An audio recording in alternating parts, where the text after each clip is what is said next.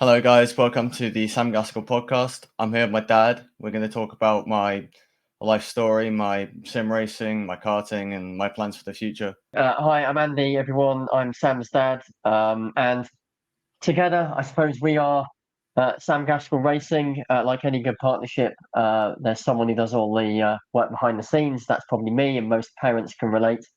And then there's the person on the track doing the racing. And of course, that's Sam. The whole purpose of this podcast is to kind of share our journey, I suppose, and our story. Hopefully, it's quite relatable to many of you. Sam is an aspiring race driver, obviously karting at the moment, and has been making some great progress on the simulator. With this podcast, to share that journey, hopefully provide some value to you along the way, and bring in some great guests as we go. But for this one, we thought it was pretty important to focus on ourselves, and in particular, chat about Sam and his journey so far, some of the challenges we've overcome, some of the experiences we've had over the last 18 months or so actually racing, and what our plans are for the future. So really, that's how we're going to get into today. We're going to do a bit of an interview, and we're going to start probably right at the beginning, which is tell us a little bit about the racing and what you've been up to in terms of the indoor karting stuff and how you've improved over the last sort of 18 months. I think most of the time it's track time and track time, laps and seat time. Obviously, the more you go, the better you get the lines, the more speed you can carry. So a lot of that progress you've mentioned about it being in the car is all to do with confidence, and it's an area I wanted to explore with you. It's probably relatable to quite a few people who are listening, which is, I've seen a massive difference in you through karting and through the people you're karting with and sim racing with in terms of your personal confidence, mindset. I don't know if you're able to take us back to a time 3 or 4 years ago and just give us an insight into where your confidence levels were and why. So I was getting bullied at school at the time, and really weren't very nice comments made about me, to be honest. Obviously, we were young, but at that time, my confidence was just an all-time low. And the birthday party that I went to, early 2022, definitely boosted my confidence when I found out I was good at karting, because really enjoyed it. The people I met were top level as well. They got me into it. And then on the way, I met people like Ben Paynes and other Harley Smith and Arthur Langley and Alfie. They've helped me out loads, especially when it comes to skill and improvements, but also just socializing. I suppose that's great. I know so many parents listening to this will probably agree with me. For me, yes, the karting and the performance on the track is one dimension, but the real success story here is the development of a young person from where they were to where they are now, and where that pathway can take them. And I think, Sam, just tell us a little story about the unofficial team sport Discord and how that came to be, because I think that's a real lesson for all of us in just following your thoughts around setting something up and connecting people. Because I think without that, all of that, what you just said, wouldn't have happened. So just tell us about that and what that is. It was 2022 BIKC. I was watching a live stream, and I saw those people talking, and I was like, you know what? It'd be a good idea if I made a Discord, because I want it all the time, right? And all I wanted to do was just see what would happen. And so I hopped on Discord, made a Discord server called the Unofficial Team Sport server with a few other people. And yeah, we just put the link in chat, and 70 odd people joined within the first week, and we were like, wow, okay, this has turned into something. And through that, I also started talking to Ben and Harley and all these people you probably see on my Instagram. For me as a parent watching on, it wasn't until that Discord group kicked off and suddenly you all realised you could kind of break the ice through Discord and chatting and maybe gaming and all the other things. And then suddenly this has led to this community and, group of friends, racing on track, but also, socializing away from the track and everything else. So fundamentally, transforming your social existence from one where you were probably quite isolated to one where you've got this thriving little community. And again, from a parent's perspective, that's been amazing to see and witness, and it's really opened things up for you. I just want to bring it on to sim racing, if I can, just for a moment before we move on. And like many young people, you started on things like Forza Motorsport and Forza Horizon, and that really, I think, energized your love of passion for motorsport and cars in general. Just tell us about some of the those early memories of using that sort of console-based game, and your knowledge of cars and how that kind of came about, because that was quite interesting to watch as well. Well, the definitely the start of it, and I think a few people will recognize this, is we used to play Forza Horizon 3 with a few of my childhood friends. One of them being Joe. I'm sure a few people have seen him on Instagram. RW photography with his mate Callum as well. And started with that. Obviously, Forza Horizon's a massive multiplayer game. It's open world. It's great. Got loads of cars in there. I think like 350 odd. And yeah, started playing on that. That was back in probably early lockdown, maybe. I was maybe 12, 11. Definitely gave me good memories. Gained a lot of car knowledge as well from it, actually, like you said. And then obviously we got a wheel in, I think it was late 2021. And I started using that. I was slow on it at first, but then obviously with a few days and weeks of practice, I ended up getting much, much better with it. And towards the end of the year, I started setting like top 100 times, top 200 times. And I was seeing like, wow, I'm actually getting really quick on this now. And over time, I've gone quicker and quicker on different games. ACC, which is a new game I've started playing. Got about 700 hours in it. Yeah, it's very sweaty, but yeah, it's good. And we ended up investing in a rig. The improvement I've had in this rig is mind-blowing, like absolutely crazy. Yeah, and let's just roll that sort of conversation back a bit and talk about basic kit and just proving that you don't necessarily need super high end kit to get quite a long way on in terms of lap times, etc., etc. Maybe just unpick that for us a little bit in terms of how have you approached using that kit and getting the best out of it, and what kind of sources, who have you learned from, who have you watched, how did you work out how to, have a technique? Because that, yes, there's an element of natural ability, but I know you've done a lot of research and watching other people. That how do you piece that together, and what would you advise other people to do if they've just got a basic wheel and pedals, especially the pedals? You maybe want to bring that detail out about just how difficult it is to be consistent on a basic set of pedals. Yeah, honestly, like over time, they got worse and worse. Ended up having to use like 50% dead zones, or half the pedal would actually register in the game. And I'm not quite sure how I got that quick and that consistent with brakes and pedals with that.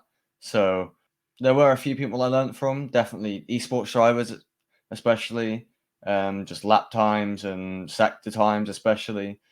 Didn't do too much telemetry work, but I definitely, just watching somebody can help so much, and setups as well. But yeah, like you said, trying to be consistent with that kit was very hard, very hard.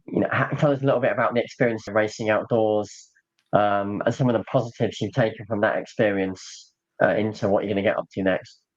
It was a good learning curve. A lot of good moments, but also a few very angry moments from other people or myself. Or still, at the end of the season, I finished in the top half, which is where I wanted to finish for first year, especially for 80% of the tracks I'd never been to be honest. So, and then going forward, about that time we were hitting sort of at middle of the season outdoors. We then got onto the BIKC, the British Indoor Karting Championships, in all its glory. And of course, that was a big focus for you. And yeah, just talk us through qualifying for regionals. Sorry, not qualifying for locals. Sorry, and kind of what happened at local finals. So that was a big highlight. of your year last year? I definitely had a big chance. Didn't have the greatest car in qualifying. Started P4, managed to get my way up to P1 in the final. So definitely boosted my confidence, and did a special celebration as well for it. But yeah, it was Never to be repeated again. The heel click. But yeah, it's out there somewhere on the internet for anyone who wants to find it. But no, really a really good moment for you, and like you say, the icing on the cake of that journey from underconfidence, isolation, low mood, and all the rest of it, all the way through to there, and certainly again from a parent's perspective, just especially a real. especially the fact that I didn't qualify the year before as well through locals from other people making Yeah, mistakes and you, hitting me off, you which like came P7, yeah, didn't I you? did, Just yeah. missed out by one, and oh, the agony. But again, perseverance, practice, determination, focus, and all those other good things. It's all come good.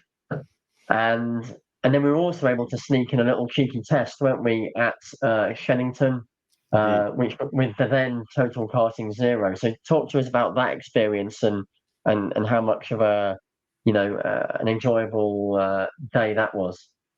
Especially meeting the tutor as well, Jack Tritton, definitely top guy. Gave us a lot of tips, and yeah, the track was amazing. The karts were really good as well. Quite fast for electrics as well. I think top speed of like 70 odd miles an hour.